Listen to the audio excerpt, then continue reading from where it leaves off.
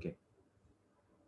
So in the last class, we have seen about the inventory and cash and all those things like receivables में कैसे हम लोग monitor करते हैं, कहाँ से आता है, and we have seen the tester understanding 4. Okay. Now we are going to start with the prepayments. Okay. Prepayments का मतलब है payment in advance. Okay. जब भी कोई clients या फिर जो भी prepayments आते हैं, even those have to be shown as a receivables in the financial statements. So we have to understand at the year end whether they are in existence or not. How we can check that? Mostly bank statements में पता चलता है कि तुमको payment आया है in advance. Okay, and also we are going to match the what we say, just like bank reconciliation statement, we try to match with the statements with the invoices, and also we normally calculate on what basis the invoices have been made. So we'll also see the mathematical accuracy of those amounts that have been prepaid. Okay, and while comparing it, we'll be able to identify if any misstatements or any items which have been missed regarding any prepayments can be identified. So the prepayments, while comparing, we are able to check its existence, whether they are there or not. Second, we are able to evaluate whether how far they are accurate, while also in parallel with the existence. And third, we are also checking the completeness of the information related to prepayments. Okay.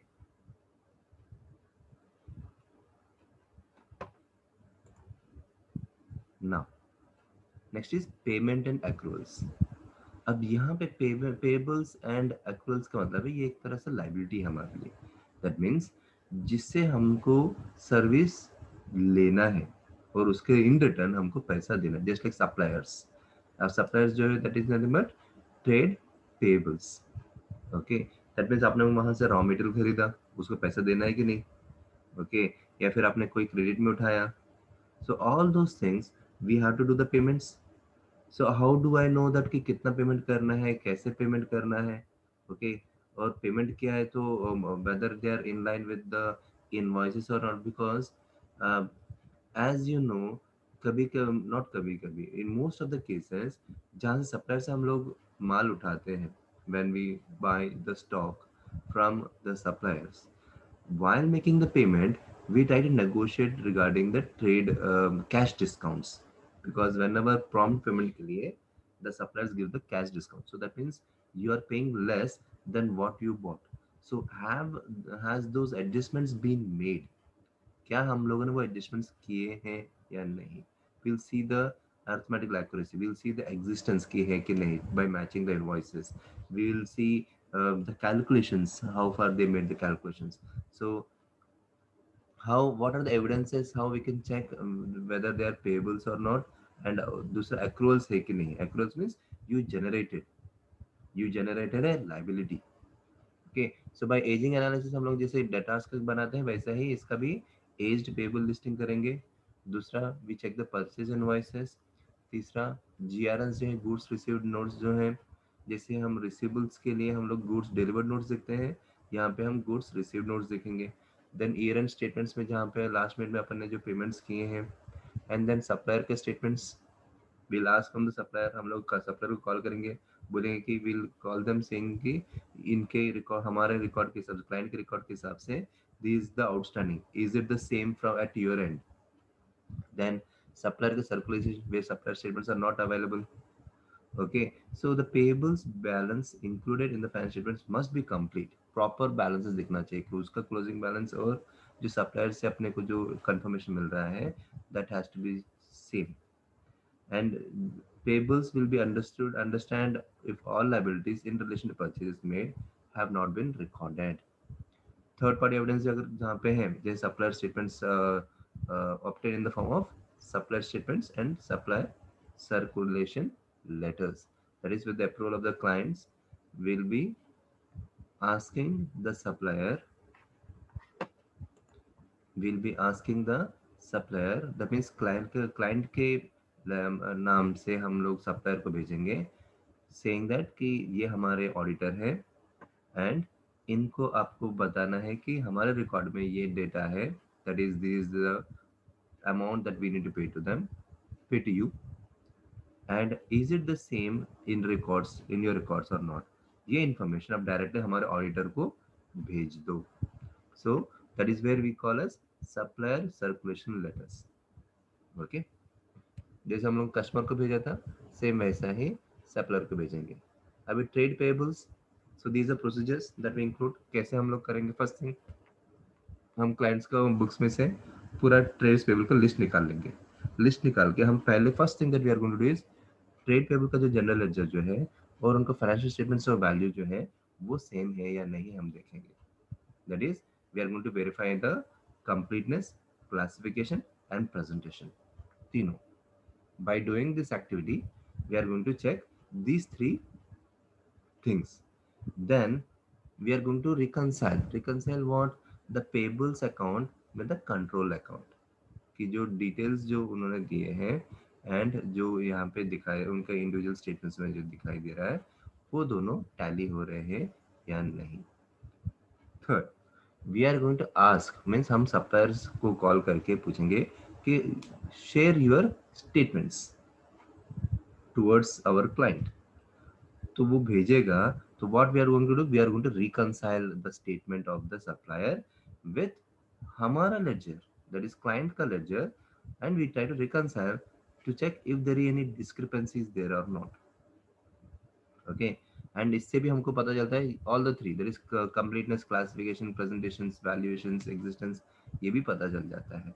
And supplier statement reconciliation provides the most reliable evidence in respect of payables as they provide external confirmation of the balance. The most reliable है, it is very very important, they are the most reliable evidence.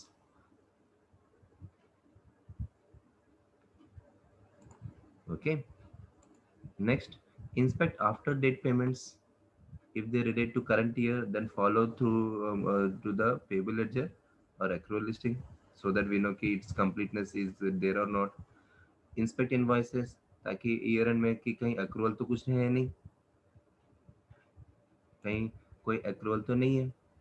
Then inquire management से कि उनका process क्या है to identify goods received, okay, but not invoiced, okay, because sometimes what happens, you when we talk about the management part of it, okay, like we have grns, good received notes, okay, like in case we are not billed it before we build the invoice, we have a good received note. So जब तक bill नहीं होता तब तक identify नहीं करेंगे क्या? So hence we have to inquire with the client regarding how are they identifying for the goods that they are receiving from the supplier, okay, and check the reasonability part of it, okay. And the same way we'll also check some sample good receipt notes, how especially the year end wala, because most of the scenarios, most cases, the year end transactions are those transactions which are having discrepancies, either they are not recorded or they are recorded in the following year, or they are done the most of the adjustments part of it. So as an auditor, you have to always keep an eye on the year-end transactions. It can be related to receivables, it can be payables, it can be inventory, closing stock, sales, it can be anything. Okay, so यहाँ पे भी you are going to check the inclusion in the year-end payables balances, so that we can check these two, completeness of end payables and cut off of purchases. Same way payable balances का sample निकालेंगे, हम लोग उनको circulation, circulation means हम supplier को एक हम बोलेंगे कि अपने क्लाइंट को कि आप हम आपके पेबल्स जो लिस्ट जो है वेंडर्स जो हैं उनको एक भेजिए और उनसे पूछिए कि कितना बैलेंस रहेगा and all those things. I will check कि whether we are able to reconcile the balances that was confirmed by the payable trades payable जो है with the books of accounts, okay, and the completeness of their receivables classification part. Same way we are going to compare the trade payables and accruals against the prior year list to identify any significant omissions. And same way we calculate the trades payable payment period and compare to prior year, investigate any अगर कोई difference variation रहेगा तो उसके ऊपर हम थोड़ा investigation करेंगे in detail and to check the completeness, valuation and these mostly ये दो जो हैं these activities we do prior as well, but हम लोग compare जब compare करते हैं तो we are doing analytical procedure part. ये कब आता है? जब डाउट आता है तो then we get into the substantive testing. तो ये जो सब्सटैंटिव प्रोसीजर का हिस्सा है ये दोनों जो है लास्ट टू. सेम वैसे भी आप एक्रूअल्स. एक्रूअल्स क्या है मुझे बताओ, बोलो. एक्रूअल्स क्या है?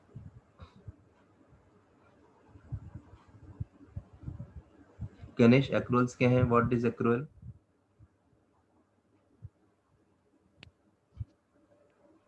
Payment which is pending. Payment which is pending. Very good. तो अभी जैसे अभी हम लोगों ने देखा we talked about trade payables. That means जहाँ पे पेमेंट्स जो हम लोगों ने किए हैं सही पेमेंट्स किए हैं या नहीं, as per the requirement of the clients किया है या नहीं. बट एक्रूअल्स का मतलब ये है कि you took the service of the supplier but the payment is pending. So again उसका भी हमको ये देखना है कि जो कॉस्ट जो दिया है, जो भी लेजेस में जो बैलेंसेस दिख रहे हैं, are they conforming the same as in the financial statements. So we are going to check the arithmetical accuracy, means calculation हम देख रहे हैं regarding the data of the accruals. जो supplier का जो रहता है, trade payables का जो रहता है उसका हम देख रहे हैं. And we are going to check the mathematical accuracy part, that is completeness of the information and classification part of it. And again जो भी accrued cost जो है, जो supplier when while raising the contract or invoice part of it, is it as per the same accruals में. Okay like अगर कोई loan है तो लोन इंटरेस्ट प्रॉपर्ली है कि नहीं, valuation accuracy of the purchases जो आपने मेन किए हैं या फिर जो एक्सपेंसेस आपको करना है. Okay and you are going to check the invoice again. Invoices specially the again year end वाले transactions. Okay whether the accruals जो आपने मेंशन किए हैं. Okay so it's not like you are unnecessarily creating a kind of a liability just to ensure that you are tallying the books of accounts. And again you are comparing the accruals of this year with the last year, ताकि कोई item तो miss नहीं. Specially items will see कि यार वहाँ पे जो items हैं आज ये साल में भी वो आइटम्स रहने चाहिए. नहीं है तो क्यों नहीं है? इज इट क्लोज्ड और इज इट इंक्रीज्ड और is it been right return off. So we have to ensure the items जो पिछले साल में थे वो ये साल में है या नहीं. अगर है तो how far the deviation is. So we are going to check those things. It's a part of the analytical procedure. Okay क्योंकि to identify the unusual transactions के लिए. Let's get into the test your understanding part. So यहाँ पे Murray company, same Murray company trade payables balance December 2014 का दिया है $14 लाख का. And the total balance has already been agreed. That means ledger और suppliers का जो है which shows that trade payables consist of 15 suppliers, 15 suppliers का है. ठीक है. सो एक जूनियर मेंबर है ऑडिट टीम का, रॉब कैश. वो 15 है, 15 में से वो 5 ले रहा है. Okay he is taking randomly, has been testing 5 of this balances by reconciling supplier shipments to the balances on the payable ledger. अब he is unable to reconcile a material balance. वो material balance को reconcile नहीं कर पा रहा relating to the racket company. That means एक balance है racket company का who supplies Vectran material to Murray company. Means एक रैकेट कंपनी जो सप्लायर है वो मुरे कंपनी को वेक्ट्रन मटेरियल बेचता है. फर्स्ट स्ट्रिंगिंग टेनिस रैकेट्स, वो टेनिस रैकेट्स बेचता है. So he has asked for your assistance. वो बोल रहा है कि अभी ओके फाइन शैलेंद्र आप मेरी मदद करो, अब मुझे इसको रिकंसाइल करना है. ठीक है. अब यहाँ पे उसने ये पेबल एजेस दिए हैं. ओके अब बैलेंस 59,800 दिया है ये रैकेट कंपनी के हिसाब से. ओके ये रैकेट कंपनी के हिसाब से 59,800 उसको पे करना है. ठीक है. अब अपने कंपनी के हिसाब से क्या है? As per this what payable laser में नहीं, ये अपने लेजर में रैकेट कंपनी का है. This is as per our books. As per our books 59,800 pay करना है. बट एज पर हिम कितना पे करना है? $2,34,470. कितना फर्क है देखो. Right right. तो अभी अपने को क्या करना है कि you have the references numbers, invoice numbers देख रहे हैं कि नहीं, right? We have to verify the invoices numbers. That means यहाँ पे 614 21,300 है, तो यहाँ पे 21,300, फाइन। एंड 6040 कितना, 15,250, 15,250। 605 26,340, 26,340। 6080 35,720, यहाँ पे 6080, यहाँ पे भी सेम। एंड देन यहाँ पे देखो 6107 16,320, 6107 16,320, 6154 कितना है, 9240। वो 37,520 डिफरेंस है ना। यहाँ पे 37,520, हाँ 35,720 है, और ये 37, यहाँ पे एक डिफरेंस आ गया इनवॉइस में। पेड टू जो है 6080 वाला इनवॉइस में डिफरेंस है, डिस्क्रिपेंसी है कि नहीं। 35,720 को आपने 37,520, क्योंकि यहाँ पे इनवॉइस यहाँ पे सही है, दैट मीन्स अपने तरफ से इनवॉइस में गलत हुआ है कि नहीं। शैलेंद्र समझ में आ रहा है? देन 16,320 हो गया। वो एक बार रिपीट कर दो ना, वो जो अपने इधर से गलती था वो वाला। हाँ, अपने इधर से गलती हुआ एक, राइट, क्योंकि सप्लायर इनवॉइस के साथ भेजेगा, तो यहाँ पे हम इनवॉइस के साथ चेक करेंगे, will check with the invoice part of it, right. And then और कौन सा है मुझे बताओ। तो डिस्काउंट का चेक अपन ने 61,630 का दिया, यहाँ पे डिस्काउंट का 1260, यहाँ पे 1260 नहीं है, राइट।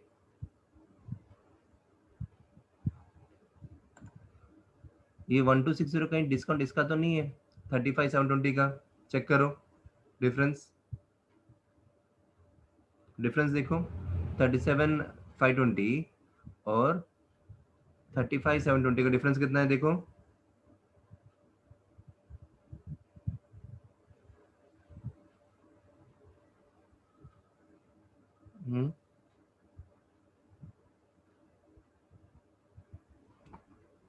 डिफरेंस कितना है और भी,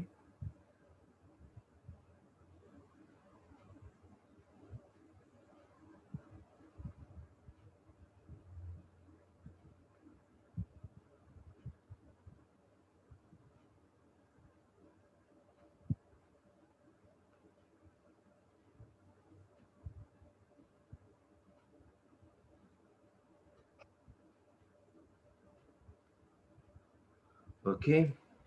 now let's go with the differences part. इसका हम we have to do a reconciliation part, let's take the reconciliation.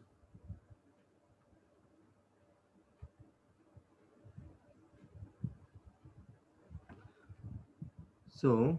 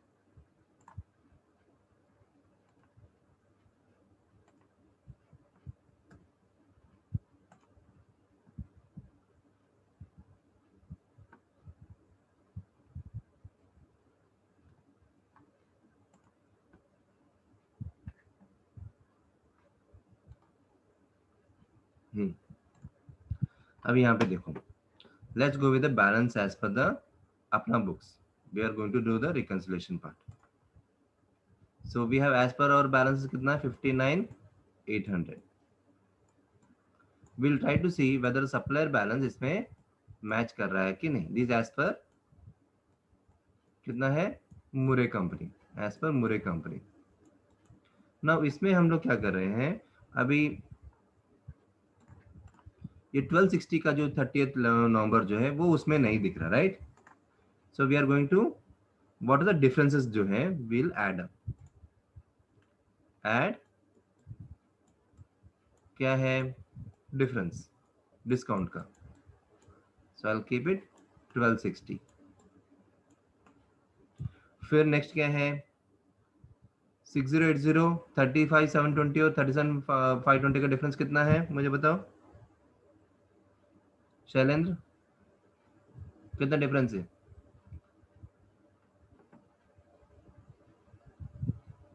What is the difference?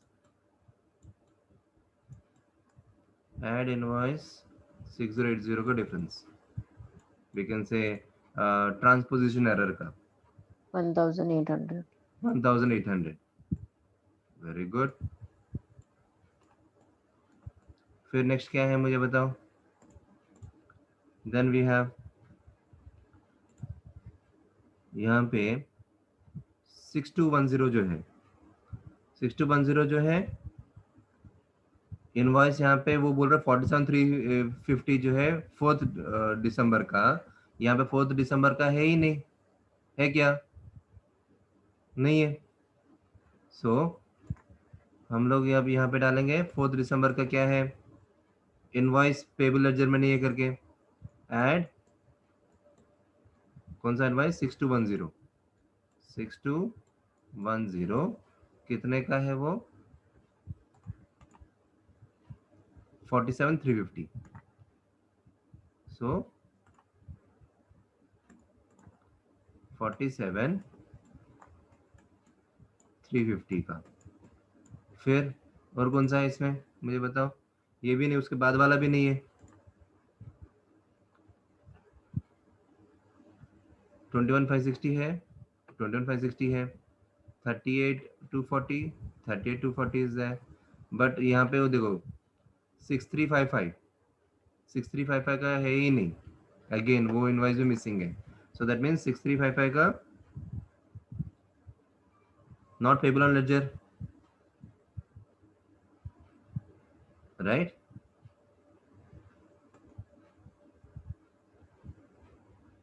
Sir फिर वो 6050 केस किसका है? कौन सा 6050। 6050 जो है वो चेक अपन ने दिया है 6050 जो है दैट इज अगर आप देखोगे 6050 का वो कैश ट्रांजिट में है जो अपने पास है वो, लेकिन उसके पास नहीं है जो अपने हो सकता है वो पेमेंट किया हो, ओके, बट वो कैश इन ट्रांजिट है। देखो अपने पेमेंट के 6050 का it can be because there is no receipt number, we will be talking about the what are the balance that is to be paid, जो भी उसको पे करना है उसमें से 6050 का अपन एक चेक रिलीज किया है irrespective of whether it is related to a particular invoice or not, but वो 6050 जो अपन ने रिलीज किया वो नहीं दिखा, right? So that is cash in transit, वो अपने को ऐड करना पड़ेगा ताकि उसके अमाउंट को अराइव करने के लिए। तो we are going to add that cash in transit 6050 and plus वो 1230 का डिस्काउंट भी कैश है। इन ट्रांजिट 6050 अपन डाल देंगे, ओके 60,050 ना,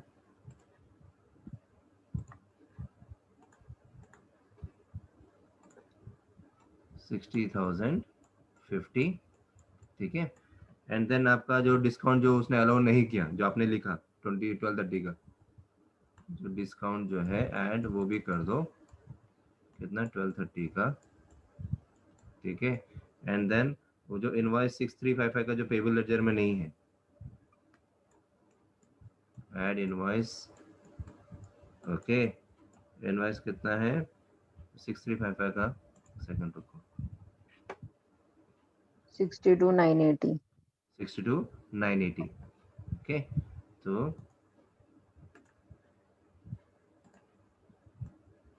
62980, तो ये सब ऐड करो, कितना आया शैलेंद्र 1260 1800 47350 60050 1230 6290, इन सब का ऐड करके 59800 को ऐड करो, are be arriving 6234470 are be arriving that, ताकि पता चले कि अर्थमेटिक एक्यूरेसी कहाँ कहाँ पे रिटर्न है, क्रेडिट नोट्स हैं जो अपने को नहीं मिले, सप्लायर स्टेटमेंट में वो पता चलेगा, timing differences and all.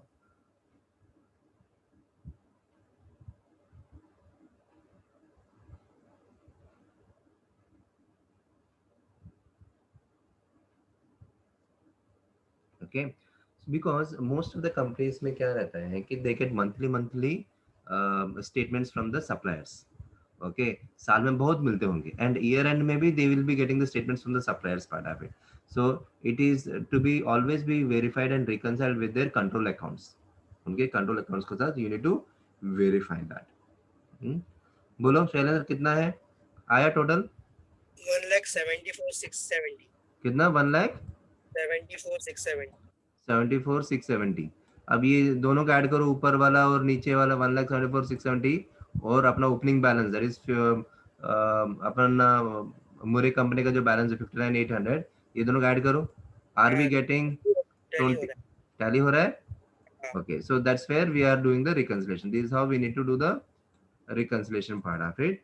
Okay, so यहाँ पे we can see that because of the timing difference, when we are identifying that, because of the timing differences, we are able to see that many payments which have been sent to the customer have not been recorded by the supplier. In the same way, the year end payments जो रहते हैं, year end वाले जो रहते हैं, वो यहाँ पे रिकॉर्ड नहीं हुए। ओके, सो दैट्स वेयर, जैसे अभी दिसंबर वाले जो भी, क्योंकि उनका जैन टू दिसंबर का अगर देखेंगे तो दिसंबर के ट्रांजैक्शन जो एंड में जो है वो मुरे कंपनी ने रिकॉर्ड नहीं किया। अब जब ऑडिट की बात आती है, ओके, अब वो क्या बोल रहे हैं, what they describe the audit works you will carry out. Second वाला पॉइंट, ये पहला वाला स्टेटमेंट तो हो गया। Okay, describe the audit work you will carry out on each of the reconciling items you have determined in your answer to part A above. That means जो अभी अपन ने जहाँ जहाँ पे discrepancy दिखा, वहाँ पे अभी हम क्या क्या करेंगे part of. Now that we have seen, जो भी अपन ने डिस्क्रिपेंसी अपन ने देखा, ओके, जो भी अपन ने डिस्क्रिपेंसी अभी देखा यहाँ पे, राइट, अपन ने देखा कि 1260 का डिस्क्रिपेंसी, 61 यहाँ पे जो दिया है, जो पेमेंट्स अपन ने किए डिस्क्रिपेंसी 61 630, वो किस बेस में पेमेंट किया है? ओके, बिकॉज जो अपन ने कैश पेमेंट जो अक्टूबर में जो इनवॉइसेस सजेस्ट दैट कि रैकेट कंपनी जो है, रैकेट कंपनी को 61, देखो यहाँ पे पेमेंट अपन ने 30 नवंबर को किया कि नहीं, 61 630, अब नवंबर को किया है, राइट, तो नवंबर का ये दिसंबर एंड तक भी नहीं मिला, यहाँ पे देखो 61 630 मिला उनको, राइट, तो यहाँ पे उसके इनवॉइसेस हम देखेंगे कि अक्टूबर के इनवॉइस में कितना अमाउंट टैली हो रहा है 61 630 का।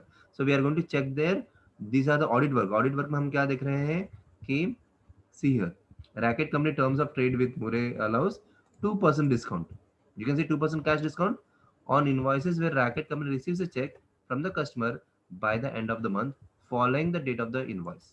Means invoice जब वो रेज करते हैं तो उनको 2% डिस्काउंट मिलता है। अगर दैट मीन्स अगर नवंबर का इनवॉइस उन्होंने दिसंबर 31 से पहले पे कर दिया तो 2% का डिस्काउंट उनको मिलता है।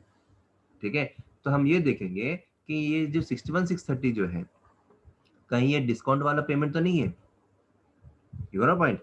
So that's where, because when auditor has to inquire all those, as an auditor we have to inquire that ledger का control item जो भी हम पेमेंट कर रहे हैं, have we got those discount, जो हम लोग डिस्काउंट यहाँ पे मेंशन कर रहे हैं, is it the result of those discounts payments की?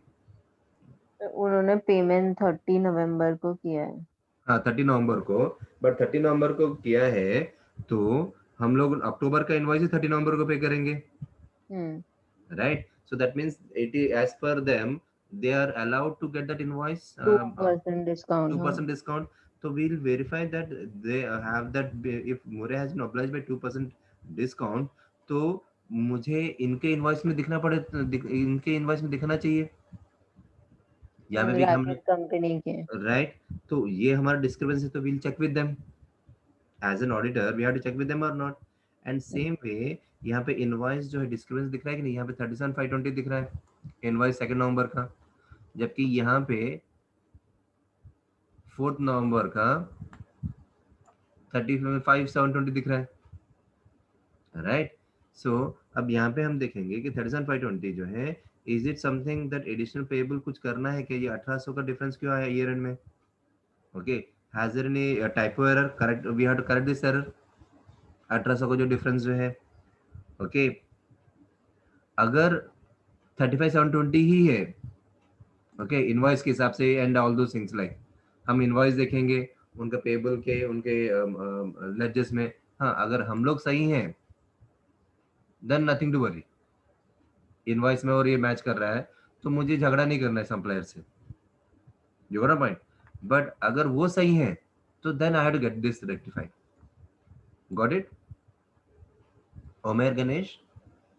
अगर मेरा स्टेटमेंट में 35720 जो है it is as per the invoice that has been raised, जो हम लोग ने जो परचेज ऑर्डर्स जो रहते हैं उसके हिसाब से जो है goods receive notes, purchase orders, books of accounts, वो सब के हिसाब से और 35720 है तो then that's fine, I don't need to worry about कि उनका सेल्स स्टेटमेंट में क्या बताता है, दैट मीन्स उनका जो ड्यूज में क्या बताता है, because we can always the client can always go back to them saying that this is the invoice and this is what it is, we'll pay 35,720, that way we don't need to worry on that।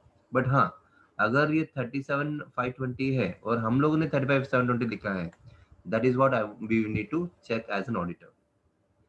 okay, next again, ये जो 6080 वाला invoice, ये अच्छा इसी की बात है अपना। Okay, and then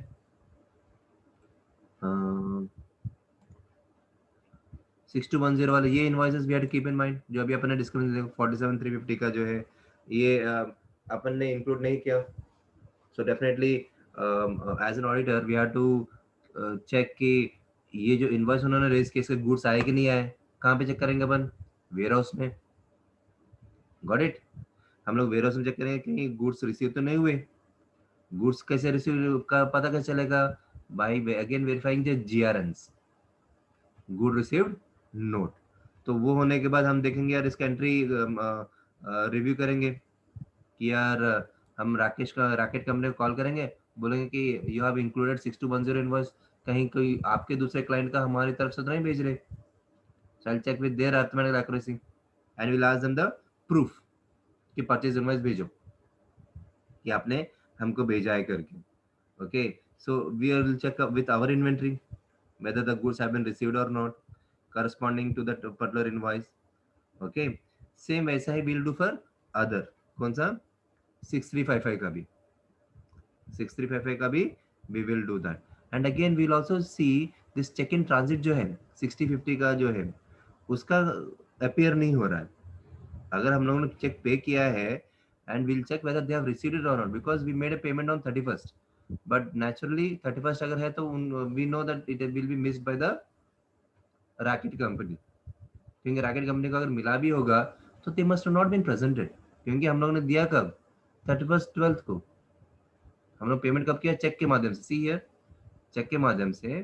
so then definitely that will not be a part of the statement of the racket company. Okay, so that is not received by the racket company, तो it is an year end transactions, तो वो discount भी रहेगा जो disallowed किया है, जबकि अपन ने यहाँ पे अलाउ किया ना 61,250 का। Okay, so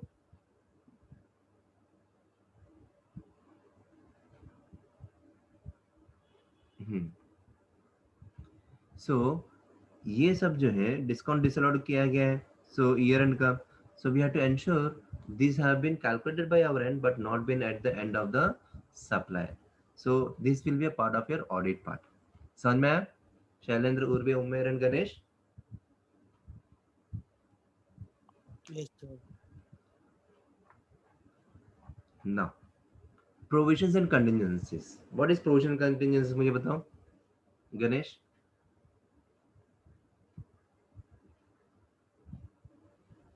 provisions and contingencies दोनों में क्या है?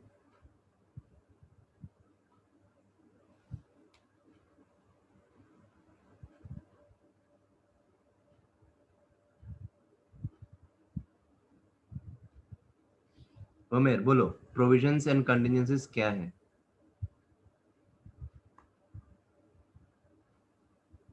प्रोविजंस अगर पेमेंट नहीं हो सके तो लॉसेस से बचने के लिए प्रोविजंस मींस पेमेंट नहीं होता है तो ओके, मतलब बैड डेट अगर okay, bad debts is one of the type of provisions that we created, okay, हाँ वो एसेट साइड में रहेगा, बट यहाँ पे provision conditions we are talking about the liability side, okay. So though we created the asset side as well, okay. See main thing क्या है, जो भी पेमेंट अगर मुझे करना है या फिर जो भी पेमेंट मुझे आना है, अगर उसमें आपको लगता है कि I might not get it और I might need to pay, okay, दोनों फ्यूचर एक्टिविटीज हैं. देखो ट्रेड रिसीव्स में हम लोग प्रोविजन इसलिए करते हैं in the asset side because we assume कि यार मेरे सब कस्टमर्स में से थोड़े कस्टमर ऐसे रहेंगे जो पे नहीं कर पाएंगे टाइम पे, या फिर पे नहीं करेंगे, अभी ये पैसा आने वाला नहीं है, डूबने वाला है, तो I have to create provision ताकि मेरे प्रॉफिट में से उतना पार्ट मैं निकाल के रखूं ताकि मुझे उतना इफेक्ट ना हो. सेम वैसा ही in the liability side we need to create provisions for the payables part of it, जो that you might need to pay. अब दैट मींस प्रोविजंस जो है in the future you may need to pay either to your suppliers, that is trade payables, provisions बना सकते हो जिसे tax के लिए प्रोविजंस बनाते हैं, okay, and so on. Contingencies का मतलब ये है कि इसमें देखो contingency as an asset, contingent asset और contingent liability. Contingent liability means what, समझ लो we create workman compensation fund. अगर मेरा मैन्युफैक्चरिंग यूनिट है और मुझे मैन्युफैक्चरिंग यूनिट में क्या होता है, यू गेट इंडस्ट्रियल इंजरीज होते हैं, जैसे मशीन में हाथ चला जाना या फिर पाँव सम एक्सीडेंट्स हो जाना. तो in that case what happens, the company is supposed to bear those expenses and losses, compensation आते हैं.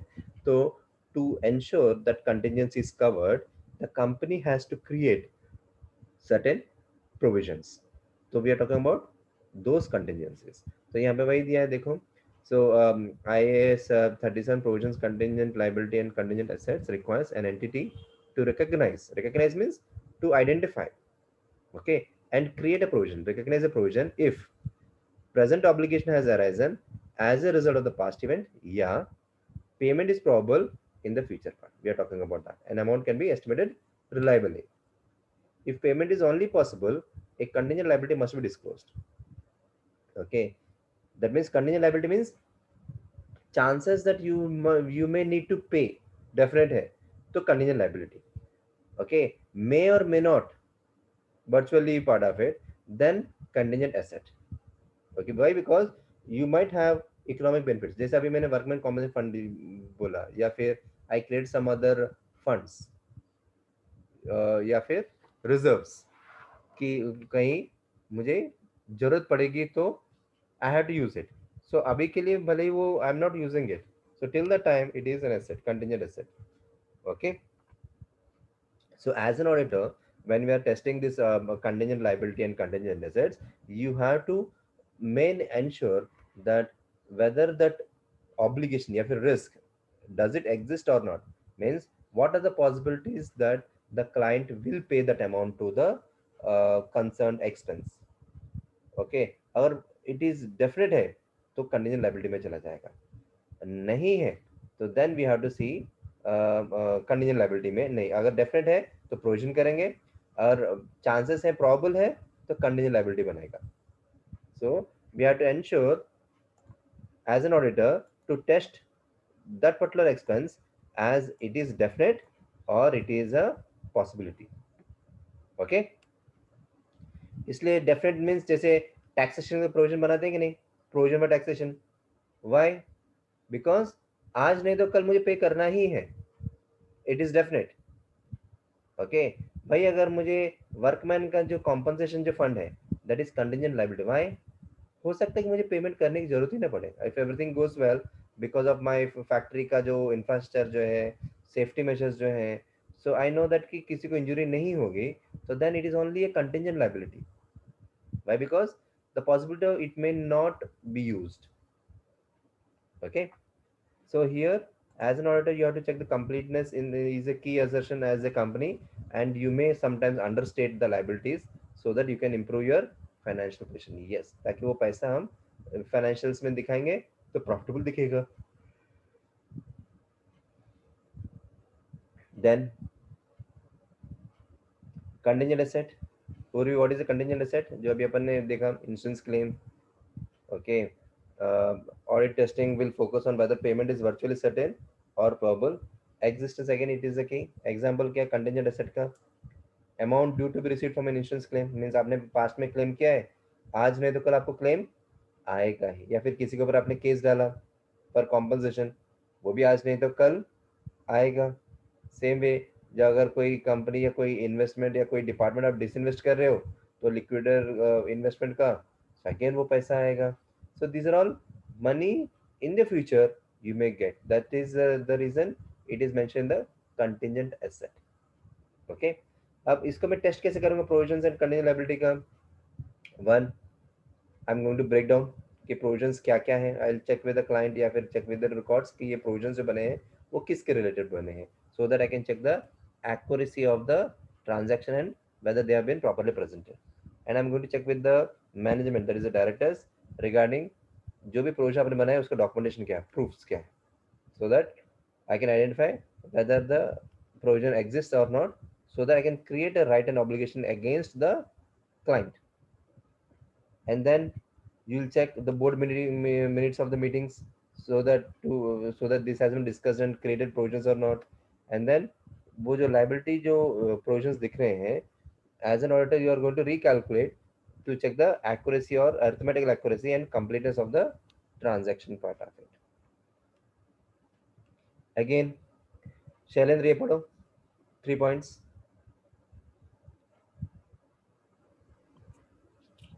Inspect post-year end bank statement to identify whether any payments have been made. Compare actual payment to the amount provided. Assess whether the provision is reasonable. Valuation. Inspect the financial statement disclosure of the provision and contingent liability to ensure compliance with IS 37. Presentation. Obtain a written presentation from management that they believe the provision and contingent liabilities are treated appropriately in the financial statement, are valued appropriately, and are complete. Valuation and completeness. So that means by checking again the year-end bank statements, we are able to identify whether the procedure, whether the provisions जो हैं, they have been properly one evaluated, calculated part of it, and also we are going to check and get an approval of the management that in writing that they have been presenting the liabilities, contingent liability and provisions in a fair manner, and that is reflecting in the statements appropriately, so that we can calculate the so इससे क्या पता चलता है कि we are going to define that the contingencies and the provisions have been properly evaluated and it is complete and it is well presented by the client. अब यहाँ पे एक example देखते हैं. So the statement of financial position shows that More company has $240,000 provisions for the year. $240,000. Okay, and the year ended 31st December 2014. The majority of the balances relates to provisions for warranties. ये warranty का provision, that means 2,40,000 में से 2 लाख तो सिर्फ warranties का ही है और बाकी 40 जो है वो एक क्लेम है जो एक्स एम्प्लॉय का मोर है, who is claiming for unfair dismissal. तो अनफेयर डिसमिसल वो क्लेम कर रहा है, दैट मींस समझ लो 40,000 तो मुझे उसको आज नहीं तो कल देना ही होगा to some extent, depends upon who is going to. Okay, so the audit plans includes the following audit procedure in relation to these provisions. अब यहाँ पे उसने केस डाला है तो something I have to give it, क्योंकि court अगर उसके फेवर में देगा भी, even though I am strong, nominal compensation तो होगा ही होगा. So hence I have to create those provisions part. अब वारंटी का मैंने ब्रेकडाउन उन्होंने दिया, देखो. So what we have to do as a procedure, warranty काफी ज्यादा है, $2 lakh, and warranty is what? Obtain a breakdown कि वारंटी उन्होंने कैसे कैलकुलेट किया, so that we can check the arithmetical accuracy, क्या क्या करना है अपने as an auditor. Then inquire management से कि on what base they are calculate the provisions, and again you are going to compare with the year end data, warranty cost का amount provided, and जो claims जो है, warranty claims जो है post year end जो है, will check with that कि weather they are accurate और एडिक्वेट और नॉट, क्योंकि eight the year and warranty का जो भी क्लेम्स जो रहेंगे, we'll check whether they are adequate or not. And then we review the product returns. On the base of the warranty जो भी है, दैट मीन्स कस्टमर को जितने बेचे हैं उसमें से कितने वापस आए, so that they are within the warranty period और नॉट। वारंटी कॉस्ट हम कैलकुलेट करेंगे to that of the revenue and compare it कि कितना मैनेजर कंपनी क्लाइंट को जो है how far the level of position of the it consistent. That means ये जो 2 लाख में से व्हाट इज पॉसिबिलिटी पूरे 2 lakh have to be use. अगर समझ लो वारंटीज का रेशियो 30% है, 10% है, तो दैट मीन्स 2 लाख का सिर्फ मेरा 20,000 ही जाएगा। सो इतना प्रोविजन बनना था is where we are going to check it. इतना जरूरत नहीं है, then we can always go back to the management and ask okay, what is the reason behind creating those provisions part. Okay, so on that basis only you will be able to discuss with the management. And then अब ये client का जो है that means ex employee जो है जो provision जिसने case डाला है वो हम उसके लीगल प्रोविजन हम देखेंगे। Will inquire with the director कि यार तुमने जो 40,000 प्रोविजन डाले हैं डिसमिसल के, what is the current obligation कि what is situation. You will check with the case, you are going to check with the correspondences जो एम्प्लॉय ने कंपनी को दिया एंड विल वेरीफाई कि whether he was actually dismissed properly और not. Okay, and what is the possibility that we need to make the payment to the employee. Okay, मुरे company के lawyer से हम कंफर्मेशन लेंगे कि what is probability of the payment कि outcome क्या होगा, what is the probability part and कितना चांसेस हैं, what might be the amount, उसका ब्रेकअप कॉस्ट क्या है। Okay, so agree the component of the calculation supporting the documentation. Okay, you can recalculate the correctness of it. post year end bank statements आप verify कर सकते हो। compare actual payments to the amount provided to assess whether provision is reasonable or not. ये 40,000 का जो provision जो है, so obtain a written confirmation from the management to confirm the adequacy and reasonableness of the provisions, and then ये provisions को you'll check with your balance sheet part. ये हो गया contingent liability और provisions का। भाई अगर asset रहेगा तो same, यहाँ पे भी asset रहेगा तो you'll do the same activity। और भी पढ़ो।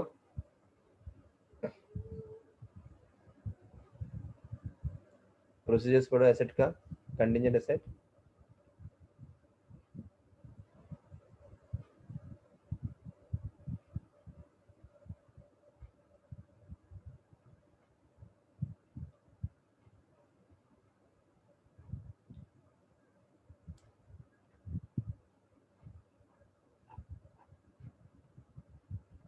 Are you there? अच्छा उमेर आप पढ़ो।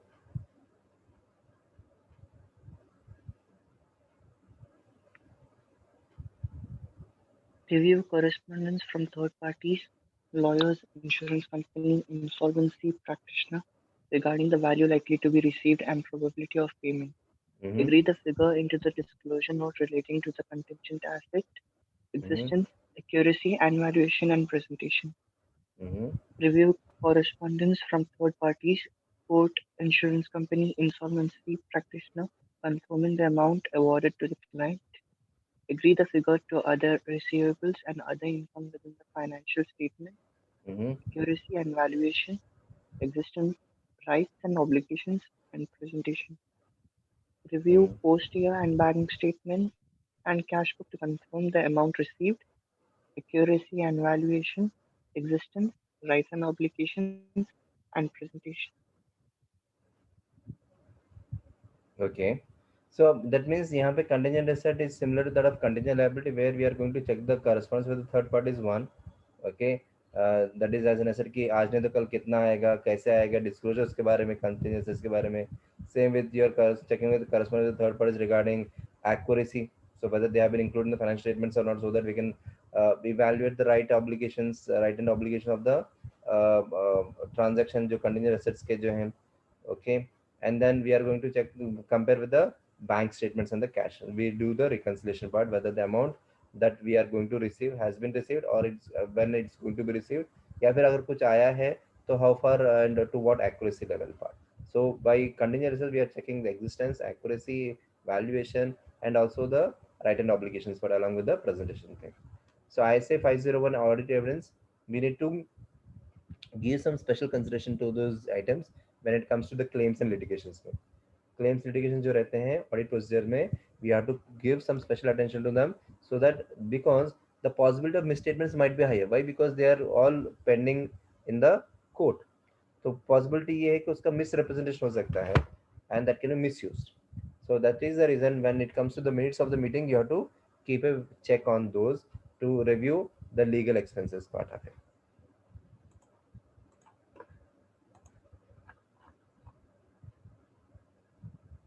Accounting estimates. So accounting estimates is nothing but we are going to check the accuracy of the financial statements. Okay, there are many accounting estimates in the financial statements, जैसे receivables का allow करना, allowance का, depreciation हो गया, plant and property, plant and equipments के जो रहते हैं, उसके बाद depreciation जो है. So again, it depends upon what percentage you are taking as a depreciation part. वो estimates ही है. So like 10% ले लिया, 20% ले लिया, 25% ले लिया. So you have to ensure कि what estimates that they have taken, because that might always be risky and it might affect your future profits. And again, we need to have the evidences for those estimates on what basis they have calculated those figures. Okay, because the management judgment is very important. Inherent risk is there because management judgment is needed to determine accounting estimates. Okay, because the management क्या कर सकती है, वो estimates के base में they can manipulate the financial statements ताकि उनको favorable results के हिसाब से वो show करे. Professional skepticism is very very important on the part of the auditor ताकि वो estimates के ऊपर question कर सके and to identify any biasness, okay, in favor of the financial statements.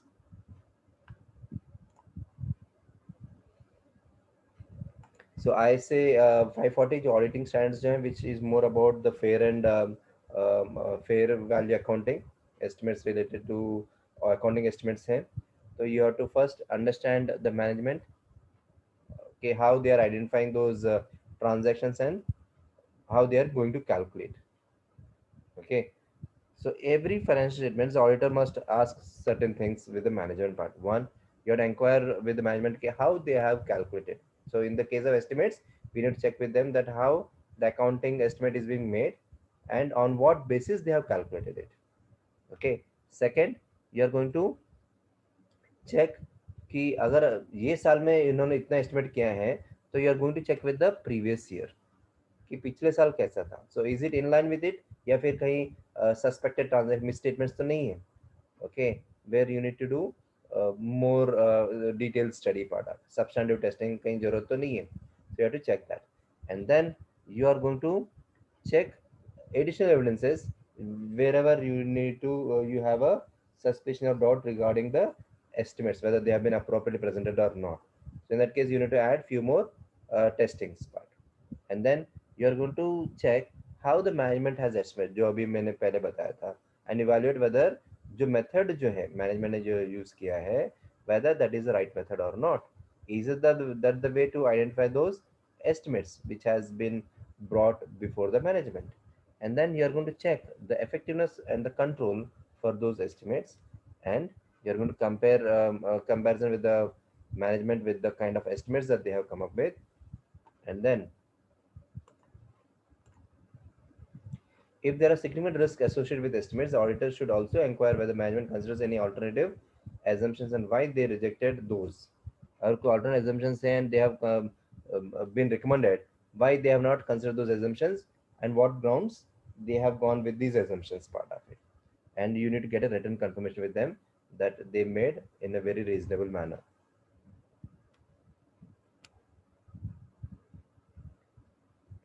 Very good.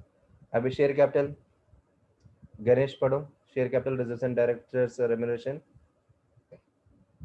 So share capital में you have all those things like mostly how do we verify the share capital, कहाँ पे evidence कहाँ पे मिलेगा and उसको check कैसे करेंगे.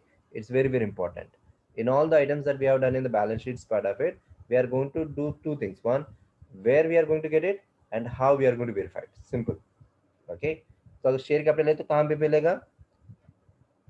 Ganesh, go through. पढ़ो.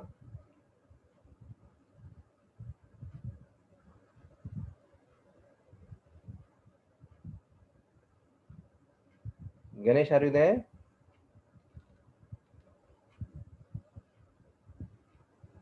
Okay.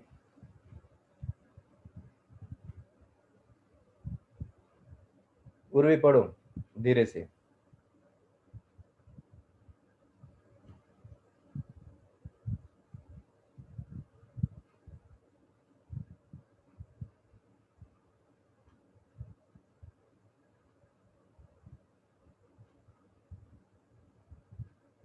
Are you there, Urvi?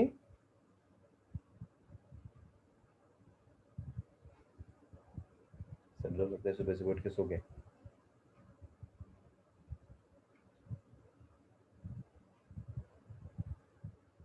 Am I audible? Ganesh सुनाई दे रहा है आपको? उमेर सुनाई दे रहा है आपको? हाँ शैलेंद्र आपको सुनाई दे रहा है? Yes, sir. गणेश आपको?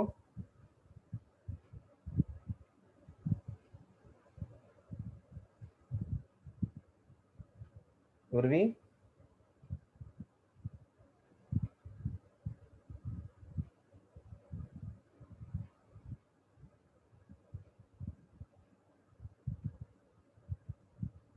Okay, so fine then, let's go with it. So now each of these areas have material by nature. जैसे शेयर कैपिटल ले लिया, रिजर्व्स ले लिया, डायरेक्टर का रेम्युनरेशन ले लिया, हर एक चीज इंपॉर्टेंट है भाई, बिकॉज ये हम ऊपर नीचे कर सकते हैं to for a better picture of the balance sheet. ठीक है, अभी शेयर कैपिटल मुझे कहाँ पे पता चलेगा? मैं शेयर रजिस्टर देख सकता हूँ, शेयर सर्टिफिकेट्स वेरीफाई कर सकता हूँ, बैंक स्टेटमेंट्स में देख सकता हूँ कि मुझे कितना पैसा मिल रहा है this thing, then boards minutes of the meetings, जो बोर्ड मीटिंग्स में देख सकता हूँ, एंड रजिस्टर ऑफ कंपनीज जो है वहाँ पे जहाँ पे शेयर कैपिटल के बारे में मेंशन किया रहता है। तो ये जो सब जो है these are the places where I can verify the या फिर एविडेंस जो मुझे शेयर कैपिटल के बारे में मिलेगा। अब मैं वेरीफाई कैसे करूंगा? प्रोसीजर क्या है? प्रोसीजर ये है कि व्हेन आई एग्री, जो ऑथराइज शेयर कैपिटल जो रहेगा वो मुझे मेरे मेमोरेंडम में मिलेगा, जो दैट मीन्स स्टैट्यूटरी एग्रीमेंट्स या शेयर होल्डर एग्रीमेंट्स जो रहते हैं वहाँ पे मुझे डॉक्यूमेंट्स में मुझे नॉमिनल वैल्यू शेयर कैपिटल मिलेगा। दूसरा क्या है? You can inspect the cash book, क्योंकि जब मैं कैपिटल लेके आता हूँ तो मुझे दिखेगा कि for what purpose I am taking it. Okay, company में जो आ रहे हैं तो वो यहाँ पे रहेगा, that is cash book for evidence of cash receipts from share issue. जो भी शेयर इशू से जो मुझे कैश रिसीट्स जो मिल रहे हैं, so and ensures that amount not at received correctly disclosed, that means जहाँ तक मुझे पेड अप जो है या नॉट पेड अप जो रहेंगे वो प्रॉपरली डिस्क्लोज किया है या नहीं। And again minutes of the board meeting जो है उसमें जो भी शेयर कैपिटल रिलेटेड जो ट्रांजैक्शन जो रहते हैं specially during the year end जो रहेगा उसके बारे में मेंशन है या नहीं। So these are the one places where we can get the information and activities that we need to do to identify the accuracy, that is the correctness, the valuation and presentation of the share capital part. Now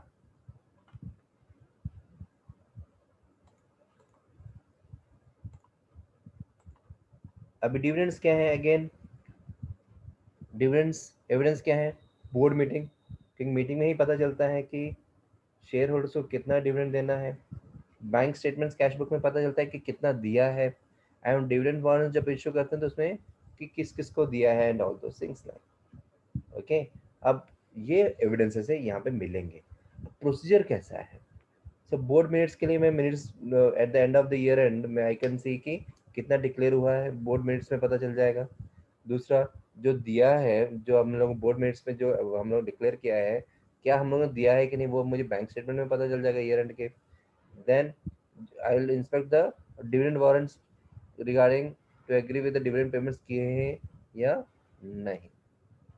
next is directors emoluments, कहाँ पे पता चलेंगे? Director का service contract, minutes of the board, bank statement, cash book, payroll records and written representation of the management part of it, उसमें मुझे पता चलेगा कि क्या है। Procedures again, how I can verify कि जो डायरेक्टर को मिल रहा है सही मिल रहा है कि नहीं। One, I can check the schedule, director remuneration का स्प्लिट कैसा है, लाइक वेज में उसको कितना मिल रहा है, बोनस में कितना मिल रहा है, बेनिफिट्स में कितना मिल रहा है, रेम्यूनरेशन में कोई दूसरा है, पेंशन कंट्रीब्यूशन, और have this been disclosed in the financial statements और नॉट। पेरोल्स में देख सकता हूँ मैं अगर वेजेस हैं तो, क्योंकि वेजेस, बोनस और बाकी बेनिफिट्स जो है पेंशन कंट्रीब्यूशन में कंपनी का जो पेरोल रजिस्टर जो है उसमें मैं देख सकता हूँ।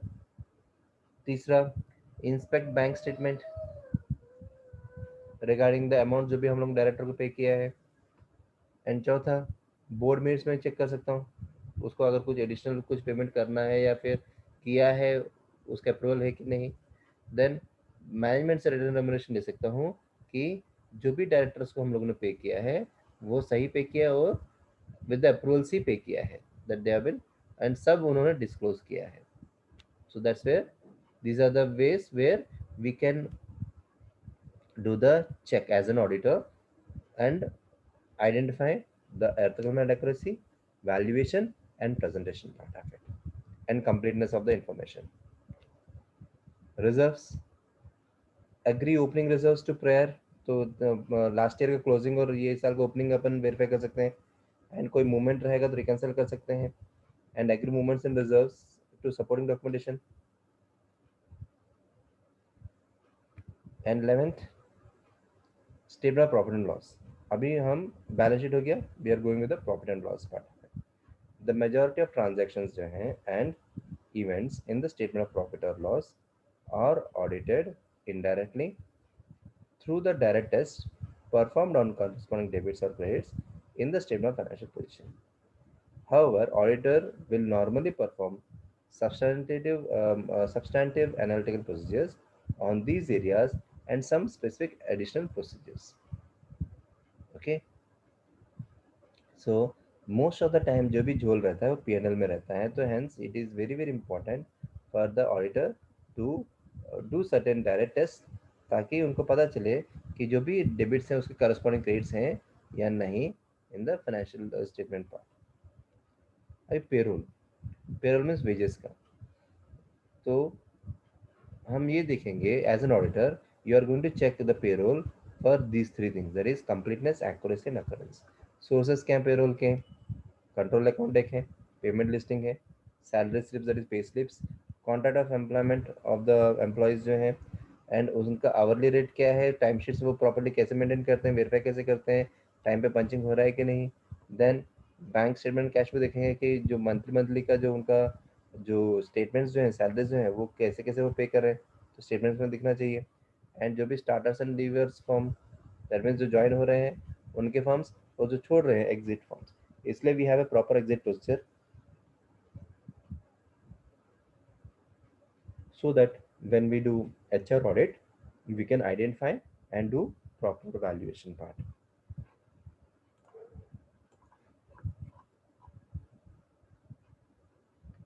Payroll will be understand if all employees who should have been paid उनको मिला है कि नहीं मिला है तो कहीं आउटस्टैंडिंग में तो नहीं है, ओवरस्टेटेड तो नहीं, कहीं जरूरी कहीं फिक्शियस एम्प्लॉयज, दैट मीन्स जिसको हम बोलते हैं ghost employees.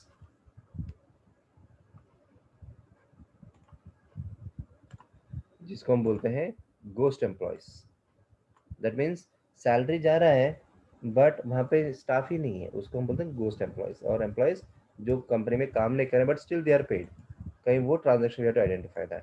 And payrolls are often misstated if errors are made in the payroll calculation part. So we have the procedures. तो अगेन हम लोग वेरीफाई करेंगे लेजर्स का, सैलरीज और वेजेस का एक्सपेंस हम लोग पेरोल कंट्रोल अकाउंट से वेरीफाई करेंगे कि फाइनेंशियल स्टेटमेंट के हिसाब से प्रॉपर है कि नहीं। सो इससे क्या पता चल रहा है, we are going to check two things, one completeness of the information and presentation of the information part of it. दूसरा पेरोल लिस्टिंग हम वेरीफाई करते हैं ताकि एक्यूरेसी पेरोल सही है कि नहीं। तो अगेन यहाँ पे correctness and accuracy we check it. And जो भी ग्रॉस और नेट पे जो है वो हम कैलकुलेट करते हैं, हम लोग सैम्पल एम्प्लॉयज देखेंगे, पिक करेंगे, और वो एम्प्लॉयज का हम देखेंगे कि ग्रॉस और नेट पे सही तरह से कैलकुलेट हुआ या नहीं। So what we are addressing, we are addressing the accuracy part of it. And कोई डायरेक्शंस अगर हैं तो वो भी हम कैलकुलेट करेंगे from those things and include in the payroll expense. तो ये सब जो है जो हम कर रहे हैं to check the accuracy part of it. And जो भी जॉइनर्स लेवर्स हैं हम उनको प्रॉपर डॉक्यूमेंटेशन देखेंगे to check their completeness, occurrence and accuracy part आता है। That is first day and last day pay packets जो है वो काफ़ी इंपॉर्टेंट है, and how they are been calculating, and उसका मेथड क्या है, whether they have been recorded properly और नॉट। एंड जो सैलरीज जो पे कर रहे हैं, नेट पे जो है वो बैंक में रिफ्लेक्ट हो रहा है या नहीं। And again I am going to verify, do a reconciliation of the cash and bank books regarding the same. And cash wages जो भी रहते हैं, जो भी आप विदड्रॉ कर रहे हो फॉर कैश पेमेंट्स, जो वेजेस का जो रहता है, I am going to check whether unnecessarily आप सरप्लस कैश तो ड्रॉ नहीं कर रहे।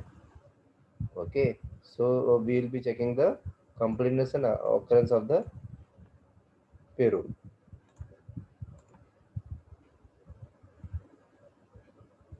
And for a sample of individuals, you try to check with the payroll listing in the personal record and the timesheet if applicable. So इससे हमको accuracy of the data पता चलता है। And then tax year end tax liability हम check करते हैं payroll का कि कहीं subsequent payments to post year end cash books, यहाँ पे भी occurrence देखेंगे। ये तो हो गया normal part. Sometimes in case there is a discrepancy, we also do the analytical testing part of it. That means जो भी टोटल वेजेस एंड सैलरी जो आपकी जॉइनर्स एंड लीवर्स का जो रहता है, when ever you have any increase, तो you will check कि वेदर करस्पॉन्डिंग स्टेटमेंट्स हैं या नहीं, जैसे ये पार्ट ऑफ इंक्रीमेंट है कि नहीं। You are going to compare their actual wages with the salaries in the financial statements and investigate any significant differences if it is. तो यहाँ पे हम क्या इन्वेस्टिगेट कर रहे हैं, कंप्लीटनेस ऑफ द इन्फॉर्मेशन की सब इन्फॉर्मेशन है या नहीं, पूरा है कि नहीं, and then accuracy of the data by calculating the right amount is being mentioned. Same way last year के फिगर से आप कंपेयर करो ये साल का फिगर का पेरोल का फिगर कैसा है, so that we can identify if there is any unusual transactions or fluctuations in a particular item. So इसमें भी again you are checking these two, that is completeness of the information and accuracy of the information part. Illustration 5, More company.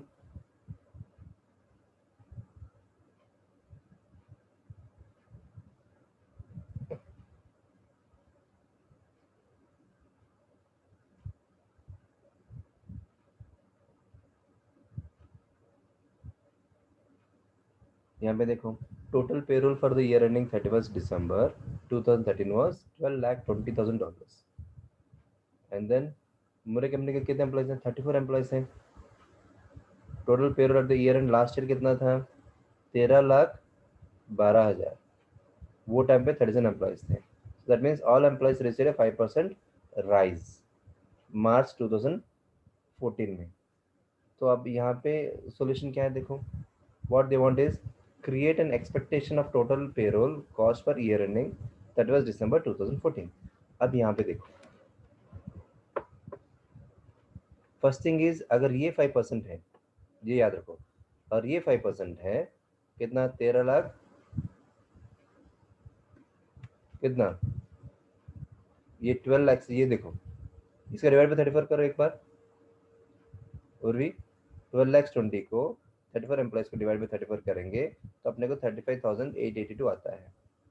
Okay, all employees got 5% raise, तो 35,882 का 5% into 9/12, why, because it will be from April to December, इसलिए 9/12।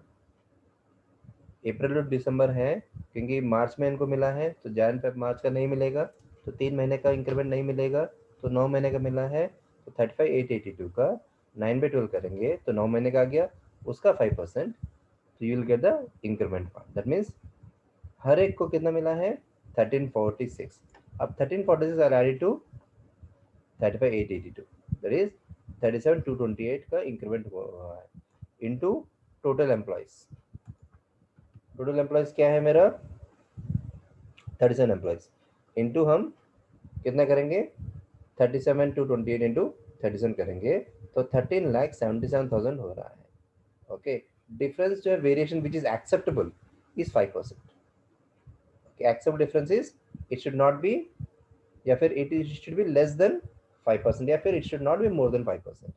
तो हम देखेंगे कि इन दोनों के बीच में it's less than 5%, so it is acceptable. Okay, तो हम बोल सकते हैं कि पेरोल के डेटा में कोई झोल नहीं हुआ है, और we can say there is no material misstatements in the payrolls of the company. समझ में आया everyone?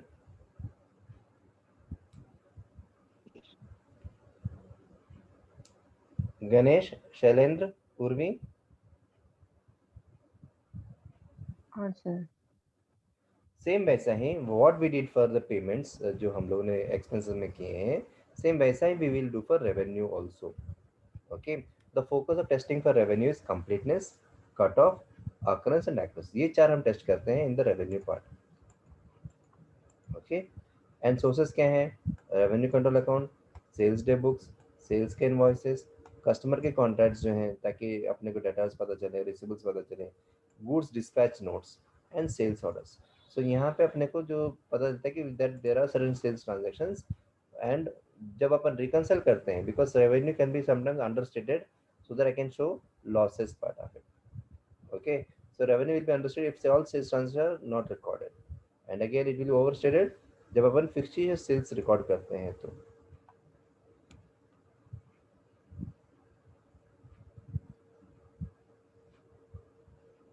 revenue can always be misstated with the sales invoice. Procedures क्या हैं? Inspect a sample of goods dispatch notes. Sample निकालेंगे year end के, and we'll check that with the period part of it. They have been recorded in the sales day book in the correct period. तो इससे cut off पता चलेगा कि सही properly हो रहा है कि नहीं. We'll do the reconciliation as well, and we can recalculate the discounts अगर कोई अपन कस्टमर्स को दे रहे हैं, एंड अगर कोई सेल्स टैक्स है या कोई ड्यूटीज हैं, टैक्सेस हैं, तो वो भी हमको देखना है whether they have been applied in the invoices or not, to check the arithmetic accuracy part of it. And select a sample of customer orders and agree these to dispatch notes and sales invoices through to inclusion in the sales day book.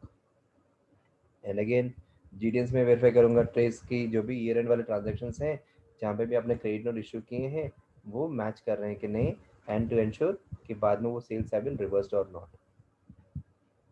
Analytical procedures में देखो, we compare previous year का भी data हम compare करेंगे, कहीं last year से ये साल में कहीं ज़्यादा फ्लक्चुएशंस तो नहीं है। ओके, सो दैट कि what is the reason behind those fluctuations, and compare revenue with budgets forecast, कहीं उसमें तो सिग्निफिकेंट फ्लक्चुएशन है कि नहीं। इसमें भी same we are testing the three things, cut off, occurrence, accuracy and completeness. And profit margin में मैं चेक करूंगा last year to this year, उसमें कहीं सिग्निफिकेंट चेंजेस तो नहीं है। Okay, so by doing this I am going to check these four things. Same purchase and other expenses, इसमें भी रेवेन्यू की तरह purchase control account, day book, purchase invoice, supplier contract, goods received note and purchase orders.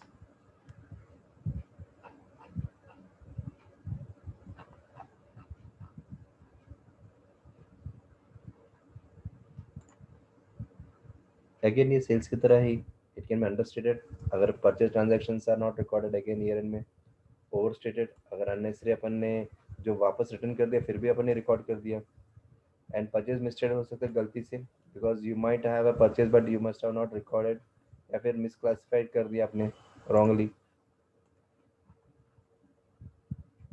Procedures,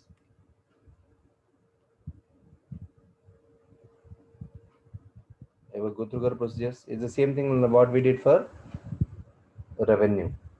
Go through करो।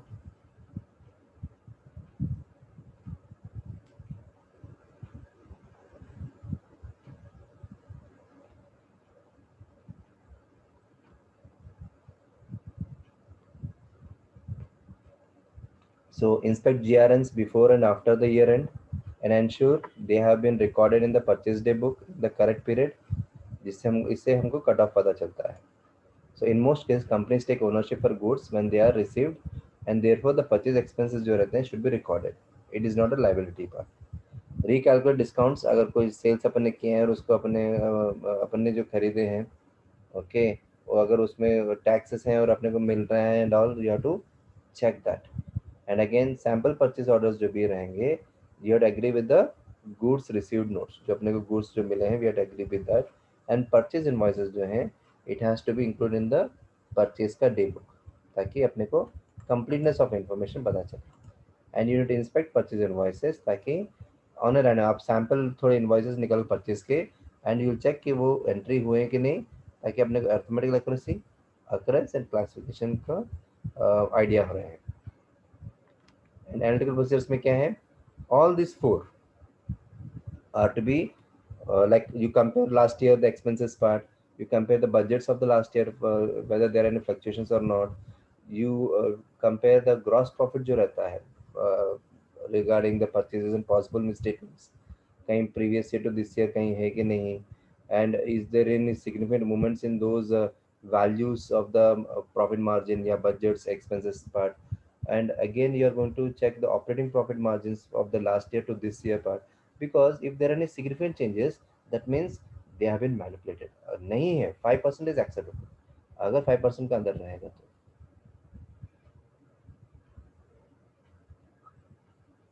So fluctuation cutoffs, accuracy, completeness, classification, occurrence. So all these four analytic procedures are to identify whether they have been properly mentioned, arithmetic accuracy part of it, whether complete, and the occurrence part of it. ये चार, ठीक है। अभी audit end of smaller entities जो है हम next class में करेंगे।